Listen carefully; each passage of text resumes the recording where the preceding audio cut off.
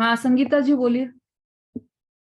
जी उसमें है 12 भावना में मुनि क्या? देश व्रती बड़ भागी अब भोगन से बैरागी। मुनि देश व्रती नहीं, मुनि तो सकल व्रती होते हैं। हाँ मन सकल व्रती बड़ तो भागी। सकल व्रती की बात नहीं चल रही, अभी तो देश व्रत की बात चल रही है। ये तो छह डाला में ही आने वाला है।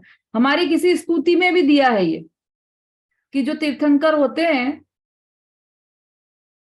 वह कब से पांचवें गुण स्थान में आ जाते हैं।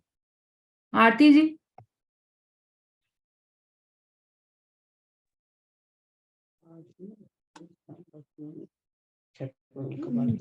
नहीं समझ में आ रहा दीदी, मतलब ये कि जब अगर वो जो मतलब जो मुनराज जो बाल ब्रह्मचारी तीर्थंकर थे तो उनको तो पांचवा गुण स्थान हो जाएगा पहले ही दीक्षा लेने से पहले।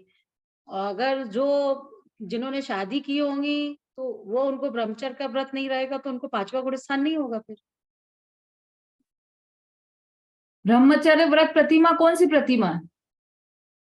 ब्रह्मचर्य प्रतिमा शायद 9 भी है शायद।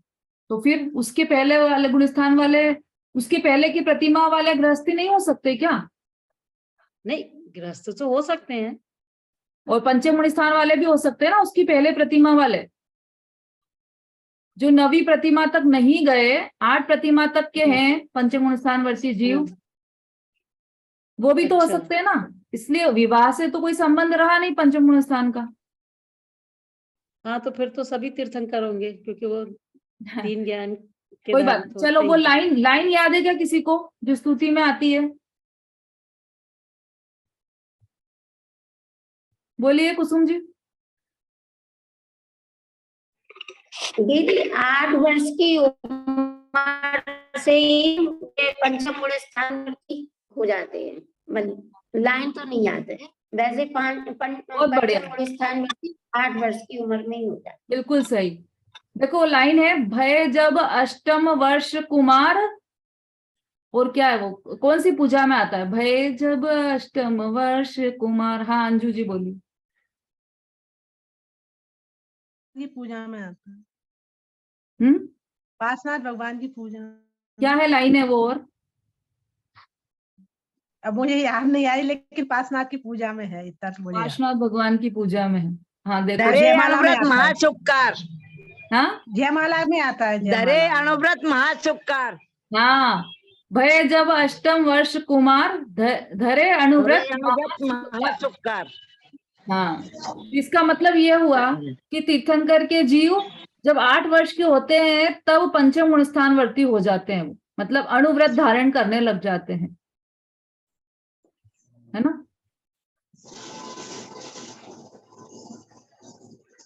देखो इसके संबंध में सबसे ज्यादा जो भ्रांतियां चलती है अभी संसार में, वो ये पांचवें गुण स्थान के संदर्भ में भ्रांतियां बहुत चलती। एक भ्रांति तो ये रहती है कि बाहर में ब्रह्मचर्य व्रत ले लिया तो ऐसा मानते हैं कि हमने तो नवी प्रतिमा को, हम तो 9 प्रतिमा के धारी, ऐसा कहलवाते हैं कि हम ये 9 प्रतिमा के धारी है, ये 3 प्रतिमा के धारी, ये 2 प्रतिमा के धारी। तो बाहर के आचरण से प्रतिमा का कोई संबंध नहीं है। प्रतिमा का संबंध किससे है कि जब अंतर में जो 5वां गुण स्थान होता है ना, वो चौथे गुण स्थान पूर्वक होता है। पहले चौथा गुण स्थान होता है, उसके बाद पंचम गुण स्थान होता है। तो चौथे गुण स्थान में ही आत्मा की सच्ची श्रद्धा, सच्चा ज्ञान, सम्यक दर्शन, सम्यक ज्ञान हो गया, उसके बाद 5वां गुण स्थान आता है। और अंदर में 2 चौकड़ी कषाय का अभाव जितनी शांति होती है 5वें गुण स्थान में, तब बाहर में अणुव्रत दिखाई देते हैं, अणुव्रत पलते हैं। तो बाहर के त्याग से उसका संबंध नहीं रहता है, अंदर में कितनी चौकड़ी कषाय का अभाव हुआ है उस पर आधारित होते हैं गुणस्थान। बोलिए कुसुम जी।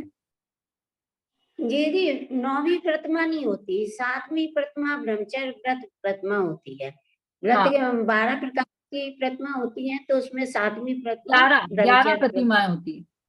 हाँ 11 प्रतिमा, उसमें 10वीं तो क्षुल्लक और 11वीं एलक प्रतिमा हो जाती है। ये 7वीं प्रतिमा। हाँ, क्या नाम है उनके 11 प्रतिमाओं के?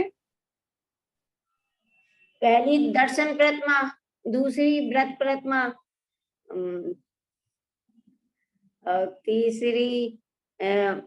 तीसरी सामायिक प्रतिमा, चौथी पुरुषोत्तोपवास प्रतिमा, पांचवी प्रतिमा अनुदिष्ट प्रतिमा।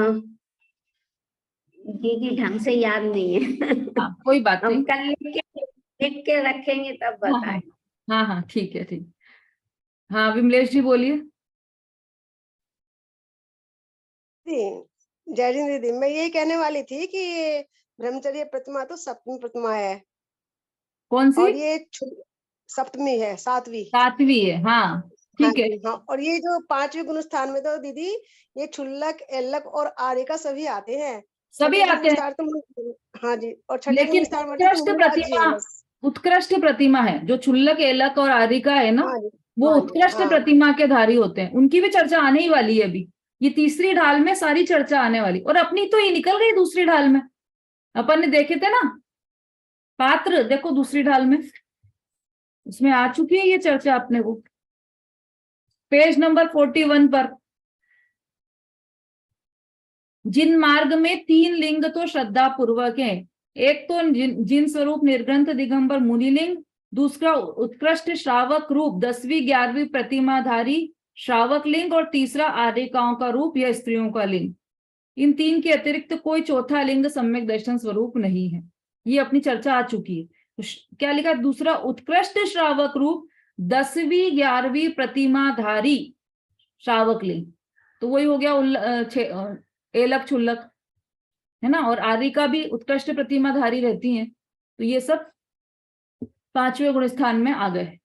ठीक है, अब ये जो पंचम गुण स्थान वर्ती सम्यक दृष्टि श्रावक है, इसका स्पष्ट लिखा है यहाँ पर 2 कषाय के अभाव सहित होते हैं। तो कौन कौन सी 2 कषाय?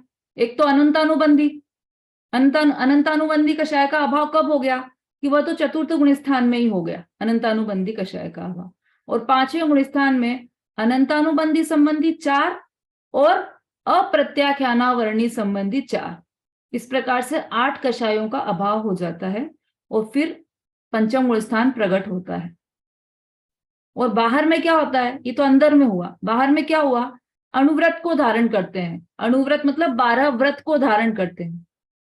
अभी तीसरी ढाल में उसी की चर्चा, पूरे 12 व्रत की चर्चा आएगी।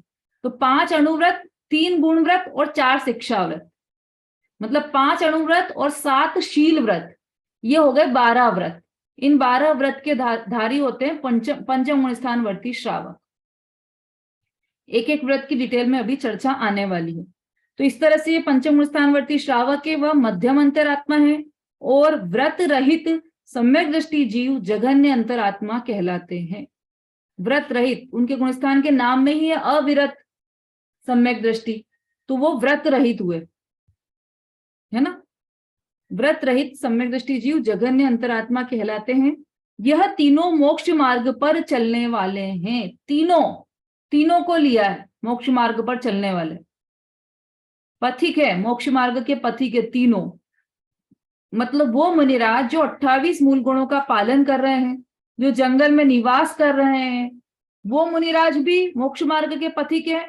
और जो किसी भी व्रत का पालन नहीं कर रहे, गृहस्थी में रह रहे हैं, शादियां कर रहे हैं, व्यापार धंधा चला रहे हैं, वो भी मोक्ष मार्गी, दोनों ही मोक्ष मार्गी लिया है इसमें, अंतरात्मा में दोनों ही मोक्ष मार्गी हैं। चाहे घर में बैठा हो वह भी मोक्ष मार्गी है, और चाहे जंगल में बैठकर उत्कृष्ट आचरण का पालन कर रहे हो वह भी मोक्ष मार्गी है। ऐसा क्यों लिया है दोनों को मोक्ष मार्गी? क्योंकि ये जिन शासन में सारी बात अंदर से ही प्रारंभ होती है। अंदर में जिसने जो अपन ने निश्चय सम्यक दर्शन की परिभाषा पढ़ी थी ना, पर द्रव्यंते भिन्न आप में रुचि सम्यक तो भला है। अंदर में जिसकी रुचि आत्मा के प्रति हो गई, जिसका ज्ञान आत्मा को मैं आत्मा हूं ऐसा जानने लगा, जिसे आत्मा का ज्ञान हो गया, जिसे निश्चय सम्यक दर्शन, सम्यक ज्ञान और सम्यक चारित्र प्रकट हो गए, उससे बाहर में वह गृहस्थी में है तब भी वह मोक्ष मार्गी है, क्योंकि उसकी श्रद्धा पूरी पलट गई, उसे आत्म स्वरूप का भान हो गया, उसकी श्रद्धा पूरी पलट गई, और वहीं से उसका मोक्ष मार्ग का प्रारंभ हो गया। बोलिए स्वाति जी। दीदी इसमें व्रत रहित जो लिखा है ना, अविरत व्रत रहित सम्यक दृष्टि जी, वो जगन्य अंतरात्मा कहलाते हैं। तो व्रत रहित में कौन से आएंगे, जैसे समझ में नहीं आया ये। हाँ, व्रत रहित अविरत सम्यक दृष्टि, चौथे जो अपन ने 14 गुण स्थान के नाम लिखे थे ना आपने, उसमें चौथे गुण स्थान का नाम था अविरत सम्यक दृष्टि। अविरत का अर्थ है व्रत रहित, जिसने कोई भी व्रत ग्रहण नहीं किए। 5वें गुण स्थान में तो व्रत ग्रहण कर लेता है, अणुव्रत ग्रहण करता है, 12 प्रकार के व्रत ग्रहण करता है, 5 अणुव्रत, 3 गुण व्रत और 4 शिक्षा व्रत, इस तरह से 12 व्रत को ग्रहण करता है। लेकिन जो चतुर्थ गुण स्थानवर्ती सम्यक दृष्टि जीव रहता है वह अविरत रहता है, उसके एक भी व्रत नहीं होते, कोई भी व्रत को ग्रहण नहीं करता, इसलिए उसे अविरति कहा है। लेकिन सम्यक दृष्टि है, 2 नाम है ना उसमें, अविरत और सम्यक दृष्टि। तो व्रत रहित तो है लेकिन सम्यक दृष्टि है, ऐसा है। सम्यक दृष्टि अर्थात कि जो निश्चय सम्यक्त्व की हमने परिभाषा पढ़ी वह सब तो लागू होगी उस पर, निश्चय सम्यक दर्शन की। और बाहर में 7 तत्वों की सच्ची श्रद्धा होगी, सच्चे देव शास्त्र गुरु की श्रद्धा होगी, स्वपर का भेद विज्ञान होगा, ये व्यवहार सम्यक्त्व के लक्षण जो भी अपन पढ़ रहे हैं वो, तो यह रहेगा। और अंदर में आत्म तत्व की सच्ची श्रद्धा रहेगी, लेकिन व्रत कोई भी नहीं रहेंगे, इसीलिए वो अविरत सम्यक दृष्टि कहलाता है। ठीक है, और भी कोई प्रश्न था ना आपका? हाँ दी, वो कल यही था, और एक कल पूछा था मैंने दी। क्या है वो कल? जो कल ये था ना कि जो उत्तम अंतरात्मा वाले मुनिराज हैं उनके भी 3 कसाय चौकड़ी का अभाव होता है, और जो मध्यम अंतरात्मा वाले मुनिराज की श्रेणी में जो मुनिराज आते हैं उनके भी 3 कसाय चौकड़ी का अभाव रहता है। तो फिर अंतर क्या है, डिफरेंस क्या है? हाँ, बहुत अच्छा लगा था मुझे ये प्रश्न। देखो, 7वें से लेकर 12वें गुणस्थानवर्ती मुनिराज तो लिए हैं उत्तम अंतरात्मा के अंतर्गत, और 6ठे गुणस्थानवर्ती मुनिराज को लिया है मध्यम अंतरात्मा के अंतर्गत। तो 6ठे और 7वें में ऐसा क्या अंतर हो गया? दोनों ही है तो मुनिराज ही, तो फिर दोनों मुनिराज में अंतर क्या है? तो एक तो ये है कि गुणस्थान का अंतर है, ये 6ठे गुणस्थान में और वो 7वें गुणस्थान में, एक ये सबसे स्थूल अंतर है। इसके अलावा जो 6ठे गुणस्थानवर्ती मुनिराज रहते हैं वह शुभोपयोग में रहते हैं, और जो 7वें गुणस्थानवर्ती मुनिराज है वह शुद्धोपयोगी मुनिराज है। जब वो आत्मा के आनंद में लीन होते, जब उनका उपयोग आत्मा में रहता है मुनिराज का, तब वो शुद्धोपयोगी मुनिराज कहलाते हैं। और जब उनका आत्मा में उपयोग नहीं टिकता और बाहर में वो स्वाध्याय करते हैं, व्रत करते हैं, सामायिक करते हैं, प्रोषदोपवास करते हैं, ये सब क्रियाएं करते हैं, इन क्रियाओं के परिणाम उनके चलते हैं, तो ऐसे मुनिराज 6ठे गुणस्थानवर्ती मुनिराज शुभोपयोगी मुनिराज होते हैं। यही दोनों में अंतर है कि उनके उस समय उपयोग में आत्मा वर्त रहा है और इनके उपयोग में अभी देव शास्त्र गुरु की पूजन, भक्ति, सामायिक ये सब चल रहा है। तो उपयोग का अंतर है दोनों का, ये बहुत बड़ा अंतर है, क्योंकि वो जो गुणस्थान है 7वां गुणस्थान वो चढ़ने का गुणस्थान है, और 6ठा गुणस्थान गिरने का गुणस्थान है। जब आत्मा में नहीं रह पाते, उपयोग ज्यादा देर नहीं टिक पाता, तो मुनिराज उस अवस्था से गिरते हैं, तब 6ठा गुणस्थान आता है।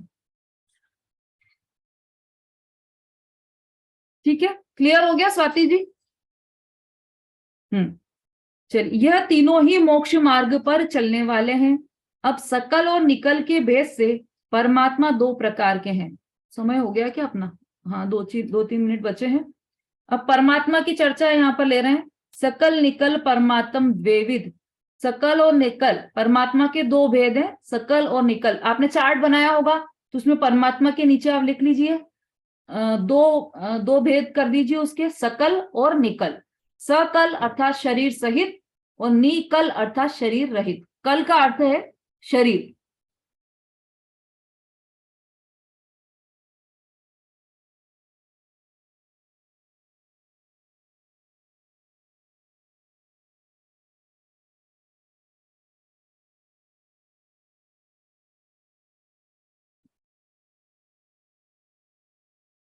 इनमें 4 घाती कर्मों को नाश करने वाले, 4 घाती कर्मों का नाश। कर्म 8 होते हैं, द्रव्य कर्म की बात चल रही है यहाँ पर।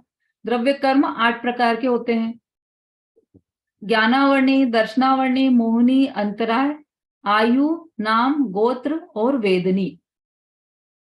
इन 8 कर्मों में 4 कर्म तो होते हैं घातिया कर्म और 4 कर्म होते हैं अघातिया कर्म। तो जो ज्ञानावर्णी, दर्शनावर्णी, मोहिनी और अंतरा, ये 4 घातिया कर्म हैं। ये इन चारों घातियों कर्मों का नाश करने वाले अरहंत भगवान कहलाते हैं, है ना। 4 घातिया कर्मों को नाश करने वाले, लोक तथा अलोक को जानने देखने वाले, लोक तथा अलोक को। अब लोक और अलोक मतलब तो सबको पता है ना, क्या होता है लोक और अलोक?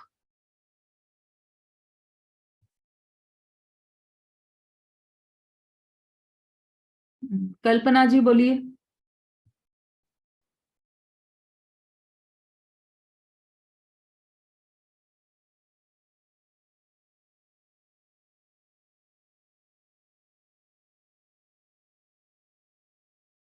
ललिता जी।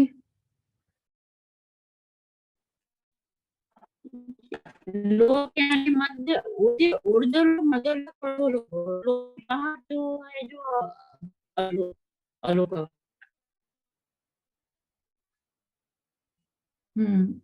आवाज थोड़ी क्लियर नहीं है, चलिए कोई बात नहीं।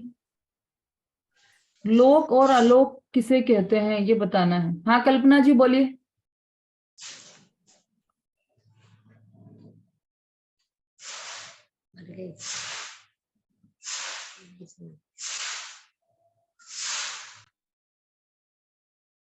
चलिए राखी जी बोलिए।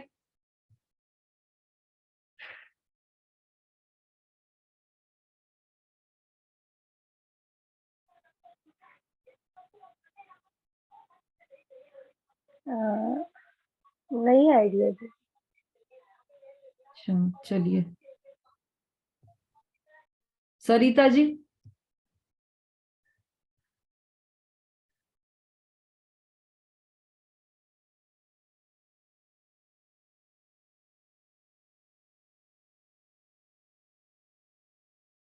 चलिए निशा जी बोलिए।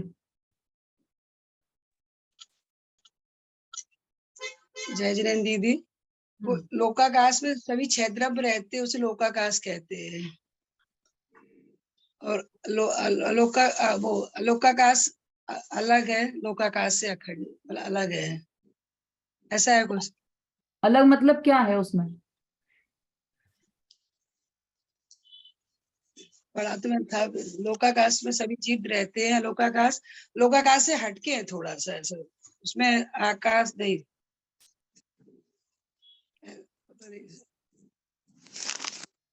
ठीक है कोई बात नहीं, ठीक है अच्छा बताया आपने। खुशबू जी बोलिए।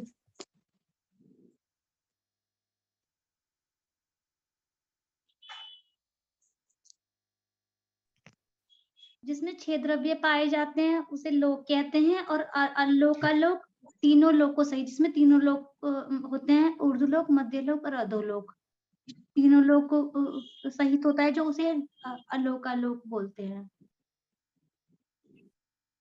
थोड़ा कंफ्यूज हो गए आप। रेखा जी बोलिए। दीदी जिसमें 6 द्रव्य होते हैं उसको लोकाकाश कहते हैं, और जो 6 द्रव्य के बाद जो आकाश होता है, 6 द्रव्य लोकाकाश के बाद जितना भी आकाश होता है उसको अलोकाकाश कहते हैं। बिल्कुल सही बताया आपने। जिसमें 6 द्रव्य होते हैं वो लोक है, और लोक के बाहर जिसमें सिर्फ एकमात्र एक ही द्रव्य हो, आकाश ही आकाश हो। कितना आकाश? अनंत आकाश, वह सब अलोकाकाश है। अनंत आकाश, अनंत अर्थात जिसका कोई अंत नहीं हो, इतना आकाश, इतनी खाली जगह। आकाश मतलब खाली जगह कितनी हो कि जिसका कोई अंत नहीं हो, इतना। तो जो केवली भगवान रहते हैं, जिन भगवान की परमात्मा की बात हम कर रहे हैं, वो लोक को तो जानते ही है। जो ये ऊर्ध्व, मध्य और अधोलोक, ये 3 लोक के भेद है ना, ये लोकाकाश के अंतर्गत ही है, लोक के अंदर ही है, ये अलोक में नहीं है। ये अलोक में तो कुछ भी नहीं है, केवल आकाश ही आकाश है, एक ही द्रव्य है बस वहां पर। और बाकी के 6 द्रव्य जहां पर पाए जाते हैं वो लोक है। ऊर्ध्व, मध्य और अधोलोक, ये तो हुआ लोक, और ये कितना असंख्यात प्रदेशी लोकाकाश है ये, इसी के अंतर्गत ये तीनों भेद हैं। और बाहर जो अनंत प्रदेशी आकाश वाला अलोकाकाश है, उन सबको जानते हैं परमात्मा, सबको जानते हैं, पूरा पूरा जानते हैं। अनंत प्रदेशी है, उसको भी पूरा अनंत के रूप में जानते हैं। लोक तथा अलोक को जानने देखने वाले अरहंत परमेष्ठी शरीर सहित परमात्मा है। शरीर सहित क्यों? सकल हैं, जिनके समोह शरण लगते हैं। अरहंत परमात्मा को किसने किसने देखा है?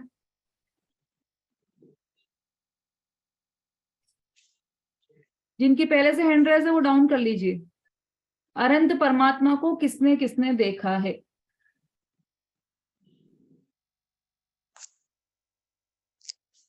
दो लोगों ने देखा है।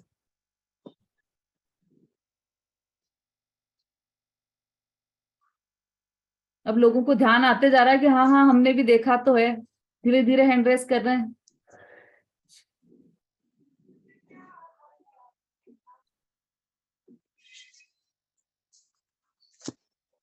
चार और तीन, सात तो डिजिटली हैंड रेस हुए हैं, और एक हैं जिन्होंने ऐसे हैंड रेस कर रखा है वीडियो पर। मतलब 8-9 लोगों ने देखा है, बाकी किसी ने भी नहीं देखा है अनंत भगवान को। चलो जिन्होंने नहीं देखा पहले उनसे पूछ लेते हैं। हाँ जी, नंदिता जी। जय श्री। हाँ, आपने अनंत भगवान को देखा या नहीं देखा? समूह शरण में देखा होगा अगर गए हैं तो। हाँ, अभी इस जन्म में देखा है कि नहीं? अनंत नहीं देखा। चलो देखो, हाँ ललिता जी बोलिए।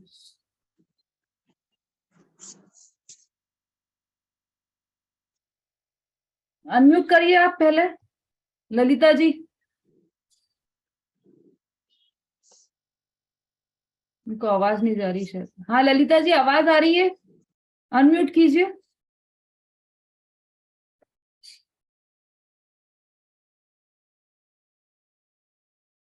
चलिए कोई बात नहीं, विमलेश जी बोलिए।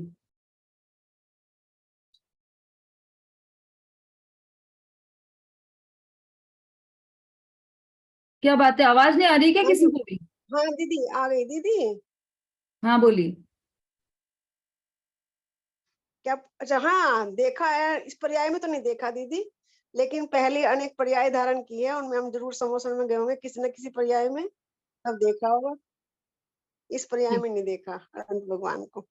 ठीक है। अच्छा, अब वो लोग हैंड रेस कीजिए जिन्होंने अभी इस जन्म में देखा है अनंत भगवान। बाकी सब लोग हैंड डाउन कर लीजिए, लेकिन जिसने इस जन्म में अनंत भगवान को देखा है वो हैंड रेस कीजिए।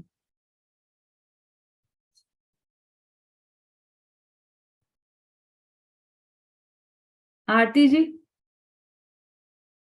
भगवान कि अनंत भगवान को वैसे पिछले तो मैं तो अनंत पर्यायों में देखा हुआ, और अभी भी अनंत भगवान की प्रतीक स्वरूप जो मंदिर में प्रतिमा है, जो उनको अपन डेली देखते हैं।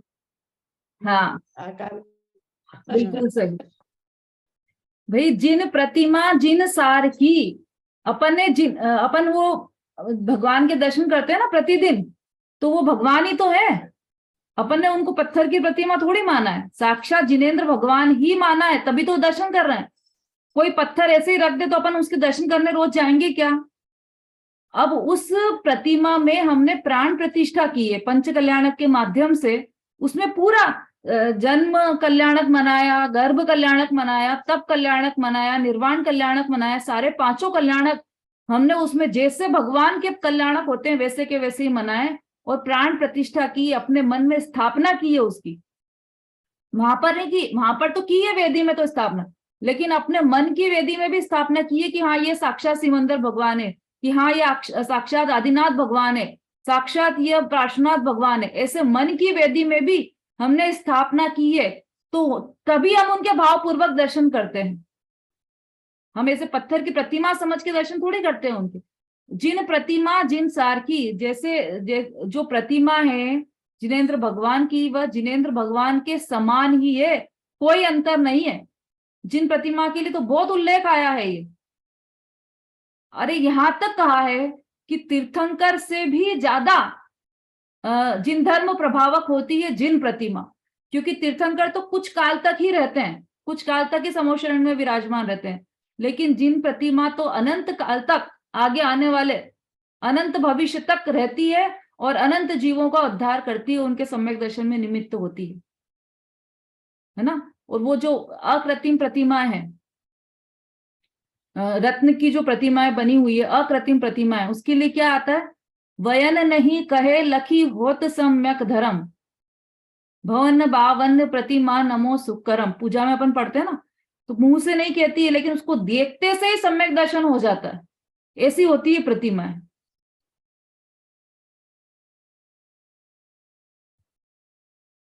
हाँ, प्रतिमा के दर्शन नहीं किए, साक्षात अनंत भगवान के ही दर्शन किए, ये हमें मानना पड़ेगा। हम उसको जब तक प्रतिमा मानेंगे तब तक हमने अनंत भगवान के, हम प्रतिमा ही के ही दर्शन कर रहे हैं फिर तो। और हमने यदि उसमें ऐसा भाव लाए कि ये अनंत भगवान ही है, तो अनंत भगवान के ही दर्शन किए फिर हमने।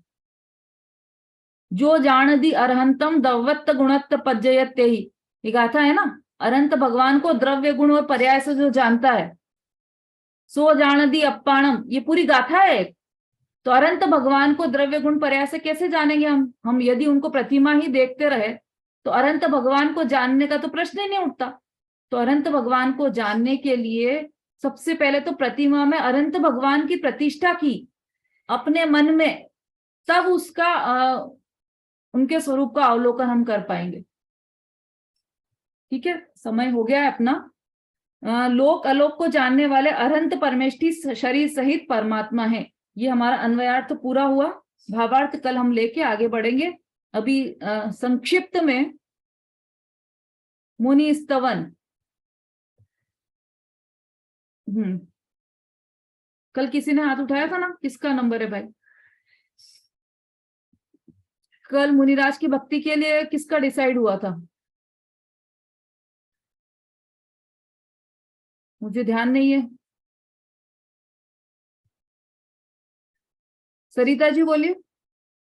सर हमारा था दीदी कल का, लेकिन कल मैं क्लास अटेंड नहीं कर पाऊंगी। कल कोई शांत हो गए हैं तो वहां हमको जाना है, तो ये परसों कर लूंगी दीदी। आज चाहे तो आज किसका है वैसे नंबर? नहीं, मेरा कल था वो मुनिराज की कहानी पढ़ने का। अच्छा, कहानी का, ठीक है। कल परसों किसका था, उनसे आप बात कर लीजिए, चेंज कर लीजिए आपस में।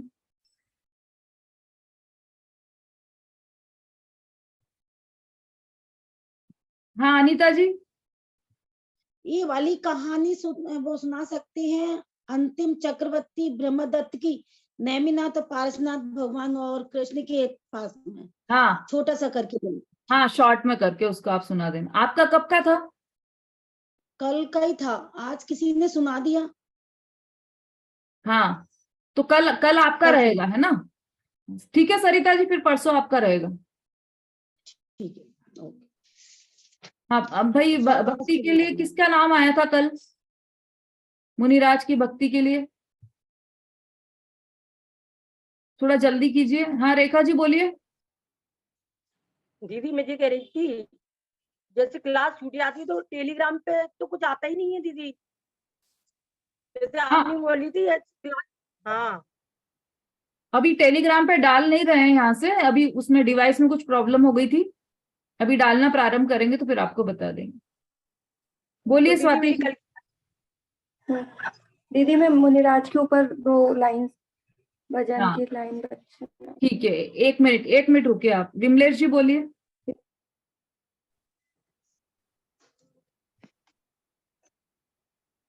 आप क्या कहना चाह रहे हैं, जल्दी बोलिए, टाइम। हाँ, वीर प्रभु ने दिव्य ध्वनि में मार्ग सिप पथ का कहा, कलिकाल में निर्ग्रंथ पथ के जो हुए रक्षक महा, सर्वज्ञता की सिद्धि से इस काल के सर्वज्ञ जो, मन वचन तन से वंदना है कुंद कुंद आचार्य को, कुंद कुंद तेरी कृपा से ग्रंथादिराज मिला है, मुनिवर तेरी कृपा से संसार मुझे मिला है। पामर नहीं हूँ प्रभु मैं, ये बात है सुनाई। संग श्रेणी में विराजूं, यह भावना जगाई। है लाचार्य मुझ पर तेरा परम उपकार है। मुनिवर तेरी कृपा से अरिहंत को मैं जानूं, ध्रुव अचल को मैं ध्याऊं। सब सिद्धि को नमन कर अनुपम गति को पाऊं। है पद्म नंद गुरुवर तूने किया कमाल है। कुंद कुंद तेरी कृपा से ग्रंथादिराज मिला है।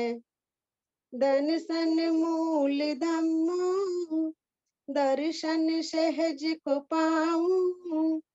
वस्तु स्वभाव धम्मो निज ज्ञान सूर्य प्रगटाऊं। चारित्र खलु धम्मो सम्यक चारित्र को धारूं। हे वक्र ग्रीवाचार्य तुम्हें कोटि कोटि प्रणाम है। मुनिवर तेरी कृपा से संसार मुझे मिला है। साक्षात श्री सिमंदर की ध्वनि है जिनने पाई। लिपिबद्ध की जो वाणी जन जन के मन समाई।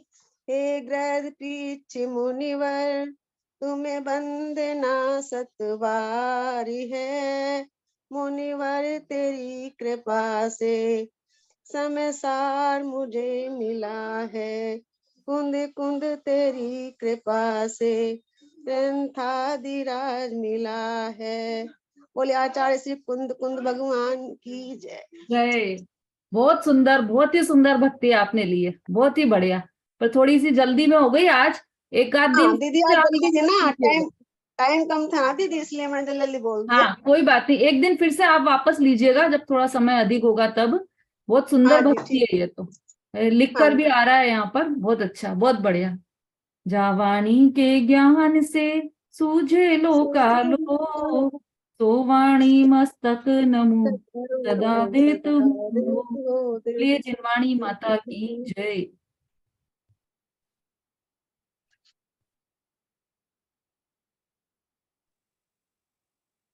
जय जिनेन्द्र सभी को, जय जिनेन्द्र।